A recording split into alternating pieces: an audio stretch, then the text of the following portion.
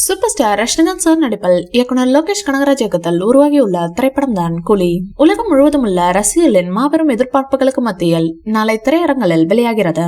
இதன் ஸ்பெஷல் ஷோவை இன்று பிரபலங்கள் பார்க்கின்றனர். ரஜினி சாரின் 171வது படமான இது ரஜினி சார் மற்றும் லோகேஷ் கூட்டணியில் உருவான முதல் திரைப்படம் என்பதும் குறிப்பிடத்தக்கது. கூலி திரைப்படத்தில் நாகார்ஜுனா, உபேந்திரா, சௌபின் ஷாஹர், சத்யராஜ், ஸ்ருதி ஹாசன், நித்யாராம், சார்லி, ஜூனியர் எம்ஜிஆர் போன்ற முன்னணி நட்சத்திரங்கள் நடித்துள்ளனர். நடிகர் அமர் கான் ஒரு சிறப்பு தோற்றத்தில் நடித்துள்ளார். இன்று வெளியான கூலி திரைப்படத்தை பார்க்க நம்ம தலைவர் ரஜினி சார் வந்துள்ளார். அதுவும் ரசிகர்களுடன் சேர்ந்து பார்த்துள்ளார். சென்னை ரோஹிணி திரையரங்கில் குடும்பத்துடன் பார்த்துள்ளாராம். அந்த வீடியோ வைரலாகி வருகிறது.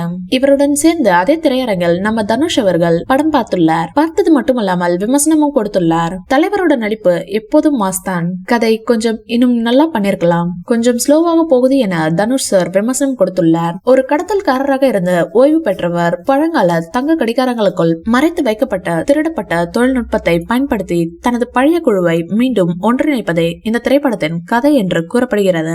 கூலி திரைப்படத்தின் டிக்கெட்கள் வியாழன் முதல் ஞாயிறு வரை பல திரையரங்களில் ஹவுஸ்ஃபுல் ஆகிவிட்டன. இதனால் பல ரசிகர்களுக்கு டிக்கெட் கிடைப்பதில் சிக்கல் ஏற்பட்டுள்ளது.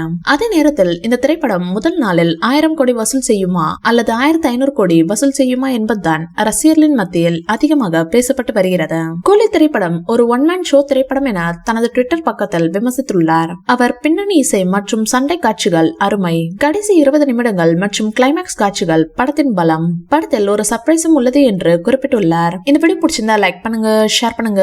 மேலும் ரஜினி சார் பற்றிய தகவல்களுக்கு எங்க சேனலை சப்ஸ்கிரைப் பண்ணுங்க.